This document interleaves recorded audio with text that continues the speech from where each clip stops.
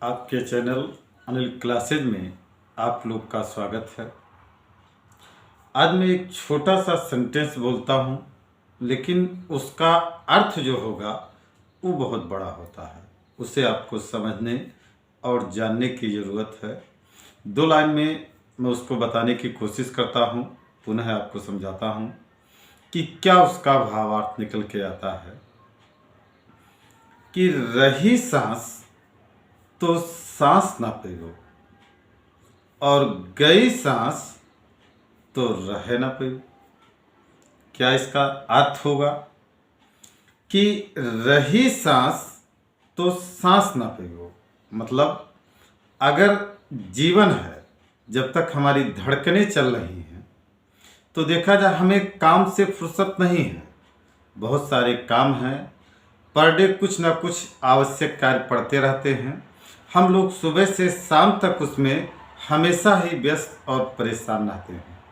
हम लोग को कभी अगर फुर्सत की बात किया जाए इस समय, तो किसी के पास समय नहीं है।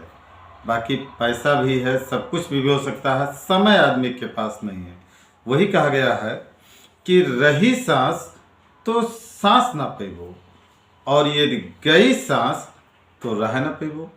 ये देखा जाए आदमी की ये जो धड़कन या सांसें जो चल रही है, जिसके बल पर हम लोग जिंदा हैं, यदि ये सांस निकल गई तो भले ही अपने ही परिवार के सदस्य हों, लेकिन वो चाहते हैं कि कितना जल्दी इनका अंतिम संस्कार कर दिया जाए, जिससे इस कार्य से तो हमें कम से कम मुक्ति मिल जाए। इसका भावार्थ यही निकल के आता है।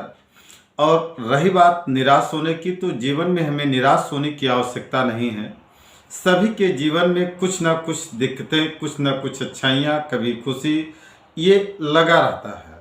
इसी पर मैं एक और आपको छोटी सी कहानी बताना चाहता हूँ कि एक कावा था, और वो कावा जब उड़ रहा था आसमान में, उसी के नीचे एक सन्यासी साधु, जो बहुत पहुँचे हुए साधु थे, आजकल के भांत नहीं, वो पुराने तपस्वी साधु थे। और उस कावे ने रोना शुरू कर दिया, और उसकी एक बूंद आंसू उस महात्मा के चेहरे पर गिर पड़ी। महात्मा ने जब ऊपर देखा तो पूछा, कावा आखिर क्या परेशानी है, तुम इतना रो क्यों रहे हो? तो उसने बताया, ये भी कोई जिंदगी है? आपने मुझे जो रंग दिया, या ईश्वर ने जो रंग दिया, इसमें ना मेरा नहाना पता चलता है, ना मेरा धोना पता चलता है, ना साफ रहना पता चलता है, और इस जिंदगी से तो मैं तंग आ गया हूँ। फिर महात्मा ने कहा, आखिर फिर कौन सी जिंदगी चाहते हो? उसने बताया, वाह, क्या बगुले की जिंदगी है, क्या सफ़ेद रंग है, कहीं भी रहता है, अंधेरे में भी रहे तो उसकी चमक एकदम दूध की तरीके से देखा जाए तो एकदम स्पष्ट दिखाई दे रही है। महात्मा ने कहा, ठीक है, एक बार तुम पहले बगुले से जरा मिल के आओ, फिर मैं तुम्हें बगुला बना देता हूँ। कौवा वहाँ से गया, और बगुले को जब देखा तो बड़े खुशी से कहा, वाह बगुला भाई, क्या जिंदगी है, क्या तुम्हारा रूप है, क्या रंग है। ये देख करके वो इतना खुश होकर के, मतलब उसको ये बधाई देना चाहता था कि तुम्हारा क्या गजब का रंग है। तब तक बगुले ने जब ये सुना कि ये तो हमारी जिंदगी को इतनी अच्छी बता रहा है, और मैं यहाँ परेशान हूँ कि मेरी जिंदगी नरक है, उसने कहा, क्या खाक मेरी जिंदगी है? ये सफ़ेद रंग कोई रंग है? एकदम कफन का रंग है। जरा सा भी धब्बा या दाग लग जाता है तो तुरंत इसमें छुपाने के बावजूद भी वो छुपने वाला नहीं है, और मैं अपनी ज़िंदगी से बहुत परेशान हूँ।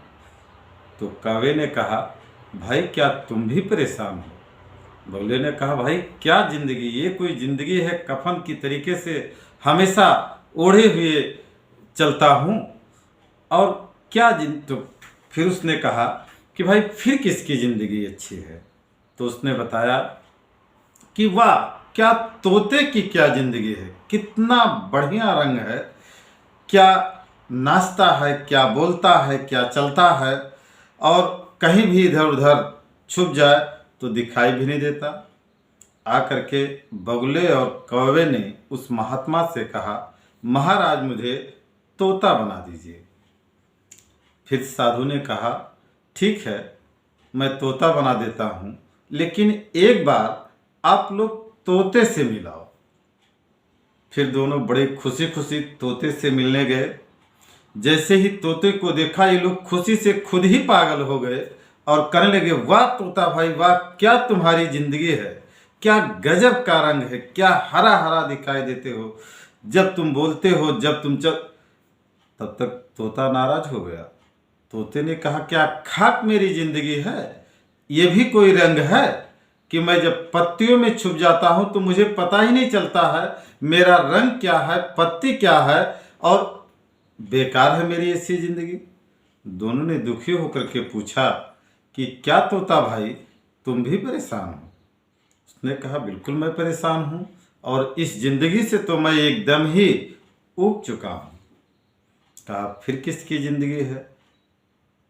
तोते ने बताया, मोर की क्या गजब जिंदगी है, क्या नाचता है भाई वाह, क्या उसकी चाल है, क्या ढंग है। जब मोर नाचता है तो लोग देखने के लिए लालायित हो जाते हैं और देखने की एक झलक के लिए लोग तरसते हैं। फिर तीनों आकर के उस महात्मा से मिलते हैं और कहते हैं, महाराज मुझे मोर बना दीजिए। फिर महात्मा ने कहा, ठीक है, मैं मोर बना देता हूँ, लेकिन आप लोग एक बार कम से कम मोर से तो मिलाओ। फिर तीनों साथ में गए। जैसे ही मोर को देखा, तीनों खुशी से खुद पागल होकर कहने लगे, वाह वाह मोर भाई, क्या तुम्हारी जिंदगी है, क्या गजब का नाचते हो, क्या गजब का डांस है, तुम्हारा नृत्य देखने के लिए लोग कितना लालायित रहते हैं। तब तक मोर नाराज हो गए। कहा, वाह तुम लोग हमारी जिंदगी को एक अच्छी जिंदगी समझ रहे हो, ये कोई जिंदगी है?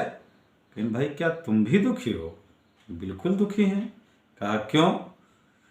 कहा, नहीं जानते हो, अभी कुछ दिन पहले पिता की हत्या हो गई।